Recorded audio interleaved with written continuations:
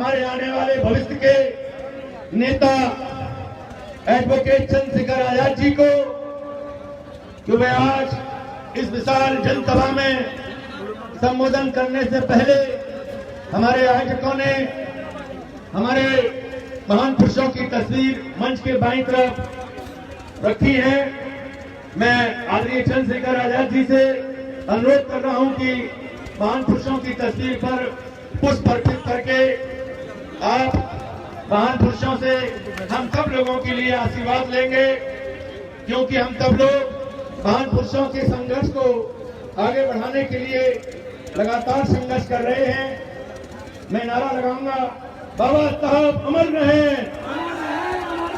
मानवर कांशीराम साहब अमर रहे, महात्मा ज्योतिबा फूले जी अमर रहे, बाबा साहब अमर रहे, मानवर कांशीराम साहब अमर रहे, भाई चंद्रशेखर आजाद जिंदाबाद, भाई चंद्रशेखर आजाद जिंदाबाद, बहुजनों की आवाज भाई चंद्रशेखर आजाद जिंदाबाद, भाई चंद्रशेखर आजाद जिंदाबाद, भीम आर्मी जिंदाबाद, आजाद समाज पार्टी जिंदाबाद, आजाद समाज पार्टी जिंदाबाद, भीम आर्मी जिंदाबाद, भीम आर्मी जिंदाबाद, आजाद समाज पार्टी जिंदाबाद, आजाद समाज पार्टी जिंदाबाद।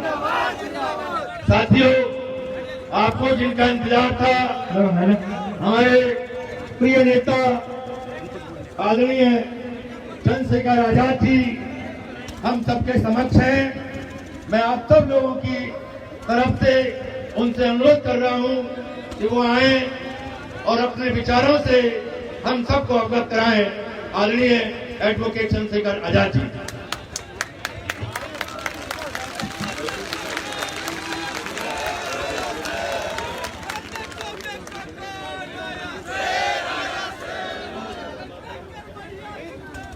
जिंदाबाद जिंदाबाद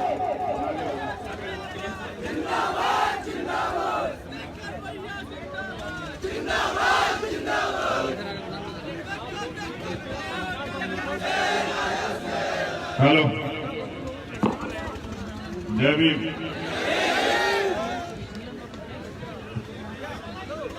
देखो, पिछले 6 साल में कोई ऐसा दिन नहीं कि जो ये लड़ाई ना लड़ी गई।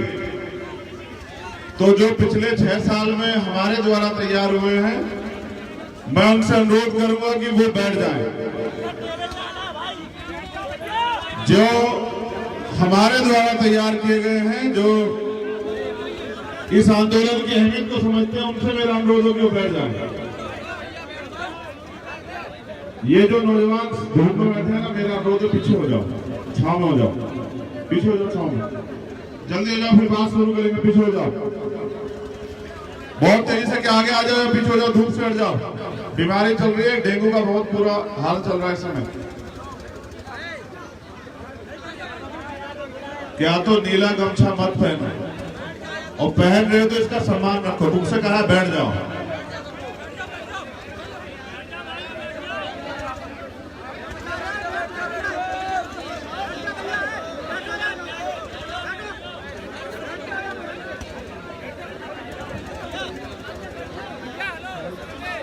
चलो शुरू करते हैं। जय भीम। अगले 20 मिनट आप सिर्फ हमें सुनेंगे और अपना दिल और दिमाग यहाँ रखेंगे। कोई ताली नहीं बजाएगा, कोई जिंदाबाद के नारे नहीं लगाएगा, क्योंकि जिंदाबाद तो बहुत दिनों से हम लोग कर ही रहे हैं। कितने जिंदाबाद हुए ये आपको पता है। करुणा के सागर तथागत बुद्ध संत शिरोमणि सदगुरु रविदास जी महाराज, भगवान वाल्मीकि महाराज, संत कबीरदास जी, गुरु नानक देव, इनके बाद जो अन्य संत गुरु महापुरुष हुए उनको नमन करते हुए सामाजिक परिवर्तन के नायक राष्ट्रपिता ज्योतिबा फूले, मां सावित्रीबाई फूले, आरक्षण के जनक छत्रपति साहू जी महाराज, छत्रपति शिवाजी महाराज पूरे देश में जन्मे, इस भारत में परिवर्तन के महापुरुष, जिनमें पेरियर रामास्वामी नायकर, पेरियर लल्ले यादव, संत गाडगे जी महाराज, नारायणा गुरु, बिरसा मुंडा,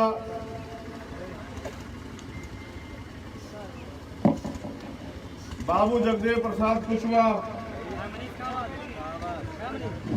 जननायक कपूरी ठाकुर, मान्यवर दीना माना वाल्मीकि साहब, महामना राम स्वरूप वर्मा जी, मां अवंतिका भाई लोधी, मां अहिल्या भाई होलकर, मां झलकारी भाई, मां रमा देवी,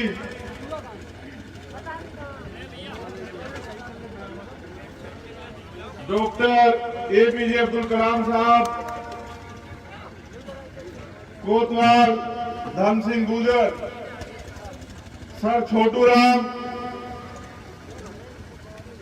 चौधरी चरण सिंह जी, परम पूजनीय विश्व रत्न डॉक्टर बाबा साहब अम्बेडकर, मेरे गुरु, मेरे आदर्श मान्यवर साहब श्री काशीराम, और इस देश की आजादी में अपने प्राणों का बलिदान देने वाले शहीद आजम सरदार भगत सिंह, सरदार उधम सिंह, शहीद करतार सिंह सराबा, अशफाकुल्ला खां, एक और सामाजिक परिवर्तन के बुलंद आवाज महाराजा टीपू सुल्तान, आज औरैया की इस क्रांतिकारी धरती पर उपस्थित बाबा साहब अम्बेडकर और मान्यवर काशीराम साहब के आंदोलन के जिम्मेदार सिपाहियों, इस सभा में उपस्थित नौजवान साथियों, बुजुर्गों, मेरे दाहिनी तरफ उपस्थित मातृशक्ति, छोटी बहनों, बड़ी बहनों, माओ, इस मंच पर उपस्थित इस जिले की टीम, इस संभाग की टीम,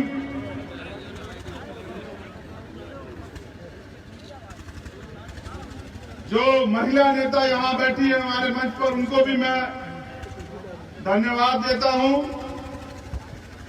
आज के इस भव्य और विशाल रैली के आयोजक टीम से उत्तर प्रदेश के प्रदेश अध्यक्ष आजाद समाज पार्टी सुनील कुमार चित्तौड़ जी, संभाग प्रभारी राजकुमार गौतम जी, डॉक्टर सोहेल चौधरी जी, छोटे भाई रणवीर सिंह गौतम जी, अनिकेत भानुक जी, छविराम जाटव जी, धीरेन्द्र कबीर जी, अफजाल खान जी, कन्हैया लाल जी, अमन प्रताप सिंह जी, रविंद्र रावण जी, अमित कुमार धोरे जी, धीरेन्द्र गौतम जी,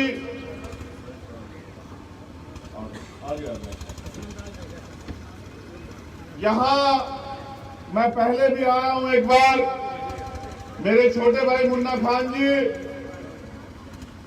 इस संभाग के सभी जनपदों के जिला अध्यक्ष बीमार में आजाद समाज पार्टी, मेरे साथ चल के आए राष्ट्रीय कोर कमेटी के मेंबर भाई अमित कसाना जी, आप सबका भी धन्यवाद। आज एक ऐतिहासिक दिन है, 14 अक्टूबर 2021।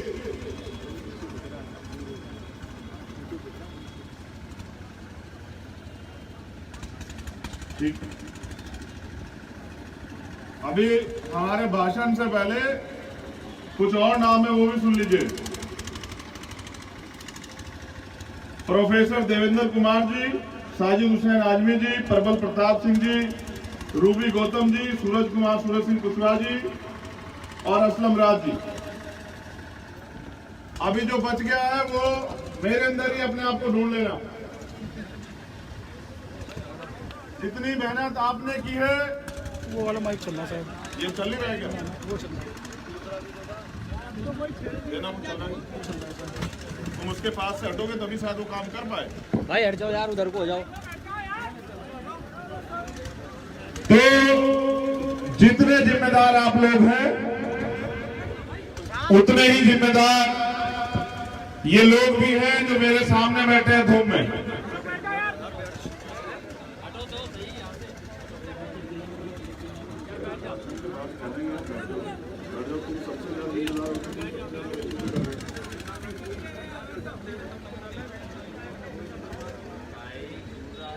चौदह अक्टूबर 1956 एक ऐतिहासिक दिन।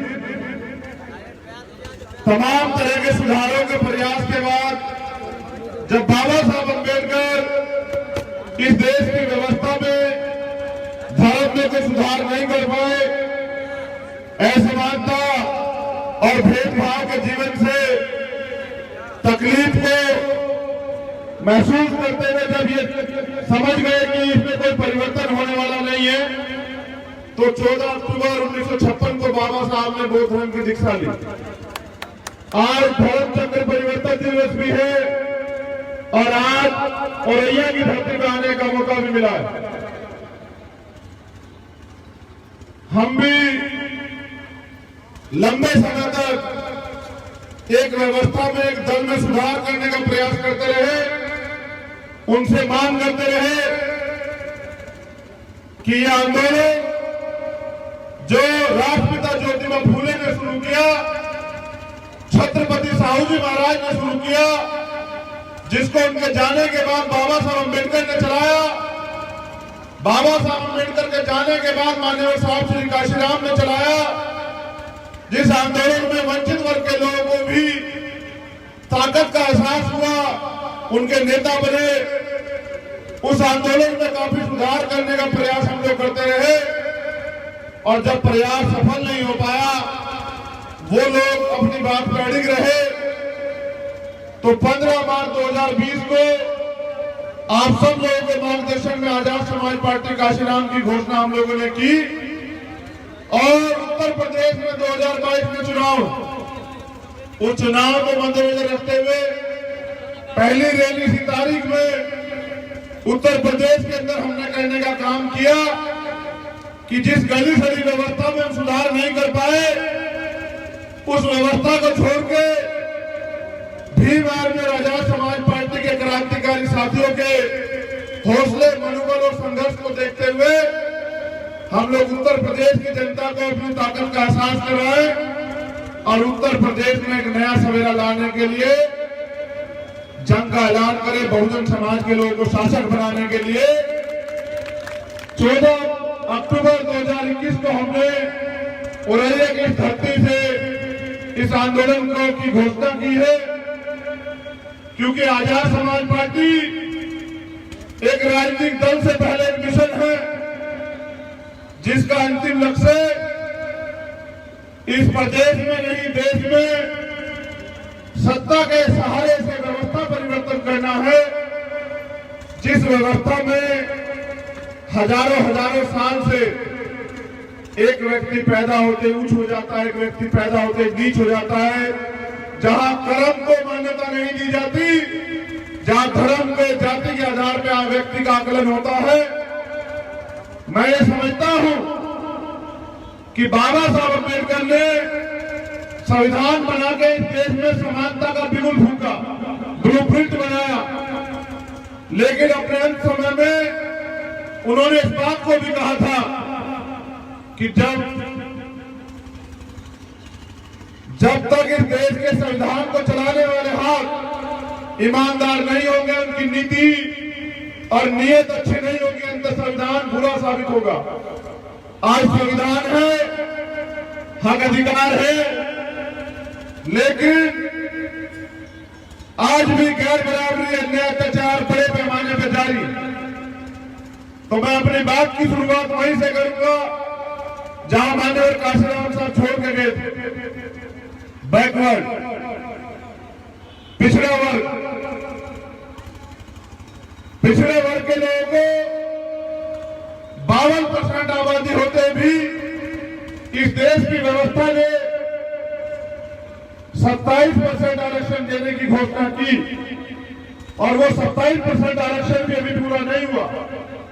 उसमें से भी कई प्रदेश अभी 14%, 12%, 8%, 10% आरक्षण को ले पा रहे और बाकी के लिए वो लोग लड़ रहे। और बड़े पैमाने पे पिछड़े वर्ग के लोगों को जातिगत जनगणना कराने की एक मांग आज पिछड़े वर्ग के लोगों में घर बना रही है, जगह बना रही है, एहसास करा रही है कि अब समय आ गया है कि पिछड़े वर्ग के लोगों की जातिगत जनगणना होनी चाहिए। 1931 में उनकी आबादी 52% थी, आज उनकी आबादी 60 से 65% हो गई है। कौन लोग हैं जो इस व्यवस्था में पिछड़े वर्ग की जातिगत जनगणना का विरोध कर रहे हैं? ये वो लोग हैं जिनको ये पता है अगर पिछड़े वर्ग की वास्तविक जनगणना हो जाती है तो पिछड़े वर्ग के लोगों को ये पता लग जाएगा कि उनके अधिकारों को, चाहे सरकारी नौकरी हो, राजनीतिक व्यवस्था हो, चाहे संसाधन हो या संपत्ति हो या जमीन हो, कौन का भी जो के बैठा उनके अधिकार किसने छीने हुए। मंडल कमीशन के लिए इतना बड़ा आंदोलन चला था, लेकिन मंडल कमीशन की 2 सिफारिशें लागू हुई, क्योंकि जिन लोगों को इस व्यवस्था में परेशानी है, पिछड़े वर्ग के लोगों को, उनके हाथ में सत्ता की चाबी नहीं है। इसलिए पिछड़े वर्ग के लोग आज भी अपनी पूरी दिशा को सुधारने के लिए लड़ने का काम कर रहे हैं और आजाद समाज पार्टी ने तय किया है कि आने वाले माह में पिछड़े वर्ग की जातिगत जनगणना कराने के लिए सबसे बड़ा आंदोलन देश में अगर कोई करने का काम करेगा तो वो भीम आर्मी और आजाद समाज पार्टी करेगा, क्योंकि पिछड़ा वर्ग इस देश की राजनीति की दिशा तय करता है, दशा तय करता है और उसकी आबादी बहुसंख्यक है। उसके साथ मैं आज माइनॉरिटी के बारे में भी अपनी बात को रखूंगा, क्योंकि इस देश में तमाम तरह की कमेटी बनी, सच्चर कमेटी भी बनी और सच्चर कमेटी की रिपोर्ट ये कहती है कि दलितों से भी बुरी स्थिति है इस देश में। मुसलमान इस देश में दलितों से भी बुरी जिंदगी जी रहा है और समय समय पे राजनीतिक लोग धार्मिक बलि का बकरा बना के अपने राजनीतिक उल्लू को सीधा करते हैं, उनके अधिकारों को छीन के रखते हैं, उनको गुलाम बना के रखते हैं। तो पिछड़े वर्ग के बाद माइनॉरिटीज में जो मुसलमान है, जैन है, सिख है, बौद्ध है, पारसी है, उन समाज को भी उनके अधिकार मिलने चाहिए। ऐसी तैयारी करने का काम भी आजाद समाज पार्टी ने किया।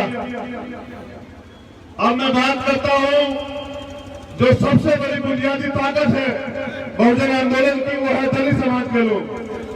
तो दलित समाज के जो हालात है वो आपसे छिपी भी नहीं है। दलित समाज के लोग, तमाम सरकारें आई, आज भी उनके जीवन में कोई बड़ा परिवर्तन नहीं हुआ।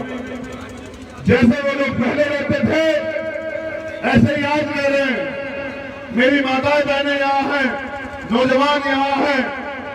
आज भी देश में, उत्तर प्रदेश में ही देश में रेप भी होते हैं, हत्याएं भी होती हैं, घर भी जला दिए जाते हैं, जमीन भी छीन ली जाती है, तमाम तरह के अपराध भेदभाव होते हैं। लेकिन आज भी उत्तर प्रदेश के अंदर गैर बराबरी, अन्याय, अत्याचार क्यों नहीं खत्म हुआ? इसलिए खत्म नहीं हुआ क्योंकि बुनियादी रूप से जो सामाजिक परिवर्तन करना था वो परिवर्तन की शुरुआत अभी तक नहीं हुई। नौजवान यहाँ बैठे हैं, मैं पूछना चाहता हूँ, क्या गुलामी की जिंदगी जीने के लिए आप लोग अपने जीवन में जी रहे हो? क्या गुलामी ही तुम लोग अपने जीवन में चाहते हो? क्या तुम्हारी इच्छाएं नहीं है क्या तुम नहीं चाहते कि जो अधिकार यहां सब लोगों को मिले हैं वो तुम लोगों को भी मिले? अगर तुम ये अधिकार चाहते हो तो तुम्हें अपनी लड़ाई अपने सहारे अपने कंधों पे लड़नी पड़ेगी, क्योंकि हमने तो ये संकल्प लिया है, वचन लिया है कि जब तक हम दबे कुचले लोगों को, इस देश के वंचित वर्ग के लोगों को, गरीब लोगों को बराबरी का दर्जा नहीं दिला देते, उनके अधिकार नहीं दिला देते, हम तो चैन से बैठने वाले नहीं है।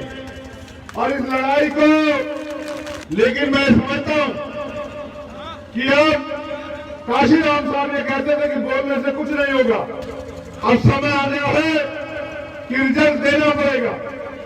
अब समय आ गया है कि बोलने से ज्यादा करने की जरूरत होगी है। तो मैं ये बताने के लिए औरैया की धरती पे हूं कि आप किसी से कमजोर नहीं है, आपके अंदर भी वो ताकत है जो तमाम लोगों पे है। बाबा साहब अम्बेडकर ने संविधान दिया है, संविधान में बराबरी के हक है, अभी लोकतंत्र है। ये भारतीय जनता पार्टी की सरकार उत्तर प्रदेश में और देश में जिस तरह से सरकारी तंत्र का, सरकारी मशीनरी का दुरुपयोग कर रही है, जिस तरह से लोकतंत्र का, संवैधानिक मूल्यों का हनन कर रही है, जिस तरह से जितने सरकारी डिपार्टमेंट है उनका निजीकरण कर रही है, आने वाला कल ऐसा होगा कि न सरकारी डिपार्टमेंट होंगे, न सरकारी नौकरी बचेगी। जब सरकारी नौकरी नहीं बचेगी तो तमाम तरह का प्राइवेट सेक्टर आ जाएगा, और प्राइवेट सेक्टर में आरक्षण व्यवस्था नहीं है। थोड़ी बहुत कामयाबी आगे बढ़ने का अधिकार आपको मिला तो आरक्षण की वजह से मिला। ये सरकार जानबूझ के षड्यंत्र करके आरक्षण खत्म कर देना चाहती है। कोई इनके खिलाफ लड़ने को राजी नहीं है। अगर कोई लड़ रहा है, विपक्ष की भूमिका अदा कर रहा है, तो वो आजाद समाज पार्टी और भीम आर्मी के लोग हैं। ऐसे सभी क्रांतिकारी साथियों को मैं जमीन करता हूं। लेकिन मैं ये कहना चाहता हूं, तथागत बुद्ध ने भी कहा है कि हर समस्या के पीछे कोई कारण होता है, और जब समस्या आपको पता होगी तभी निवारण होगा। तो मेरी बात पे गौर करना कि समस्या क्या है। इस देश की समस्या गरीबी से भी बड़ी अगर कोई है तो वो इस देश में मनुवादी व्यवस्था है, ब्राह्मणवादी व्यवस्था है। अगर आप इस व्यवस्था को नहीं समझ पाए तो आप परेशानी की जड़ को नहीं समझ पाओगे, और जब आप जड़ को नहीं समझ पाओगे तो आप हल नहीं कर पाओगे। मैं आपको बताना ये चाहता हूं कि ये ब्राह्मणवादी मनुवादी व्यवस्था 4 ए पे आधारित है, 4 ए पे स्थित है। पहला ए है असमानता, दूसरा ए है असत्य, तीसरा ए है अज्ञानता। ये 3 ए के बाद जो चौथा ए है, जिस ए के जरिए तमाम तरह से बहुजन समाज के लोगों का कॉन्फिडेंस गिरा हुआ है, वो ए है अपमान, अन्याय। ये 4 है जो मैंने आपको बताया, इनको समझने की जरूरत है कि पूरी ब्राह्मणवादी व्यवस्था इसी 4 है पे टिकी हुई है। कौन कौन से? असमानता, अन्याय, अज्ञानता, असत्य, और एक है इस अज्ञानता के साथ जो जुड़ा हुआ है वो अपमान। कैसे, ये भी समझ लीजिए। इस असमानता जो इस जातिवाद भेदभाव इस देश की व्यवस्था में है, उसकी वजह से हम लोग बड़े छोटे ऊंच नीच के भेदभाव में बटे हुए हैं, और बटे हुए होने के कारण एक दूसरे से भेदभाव करते हैं। बहुजन समाज के लोग आपसी भाईचारा नहीं बनाते, और जब आपसी भाईचारा नहीं बनाते तो 15% लोग 85% लोगों पर राज करते हैं। 15% लोग गुलामी के सिवा कुछ नहीं करते। इस वजह से, इन 4 की वजह से इस देश में बहुजन समाज के लोग भी आज भी वास्तविक आजादी से दूर हैं। अभी 4A का इस व्यवस्था का अगर कोई इलाज है वो भी 4A है, और ये 4A भी आपको जानना चाहिए। ये 4A है अनुसूचित जाति, अनुसूचित जनजाति, अन्य पिछड़ा वर्ग और इस देश का अल्पसंख्यक। पहला अनुसूचित जाति, दूसरा अनुसूचित जनजाति, तीसरा अन्य पिछड़ा वर्ग और चौथा अल्पसंख्यक, यानी कि इस देश की माइनॉरिटी। अगर ये 4A एक साथ इकट्ठे हो जाए और यूनिटी बना ले, भाईचारा बना ले, तो मैं पूरी जिम्मेदारी से कहता हूं कि माननीय काशीराम साहब और बाबा साहब अम्बेडकर का सपना पूरा हो जाएगा। बहुजन समाज के लोगों में भाईचारा बन जाएगा। इस देश में आपका राज स्थापित हो जाएगा, क्योंकि जिनका राज होता है उनकी बहन बेटियों पर अत्याचार नहीं होते। जिनका राज होता है उनको अधिकारों से वंचित नहीं रखा जा सकता है। जिनका राज होता है उनके साथ अन्याय अत्याचार नहीं किया जा सकता है। नौजवान साथियों, ये बुनियादी बात के बाद आप देखिए किसानों के लिए नोट बना।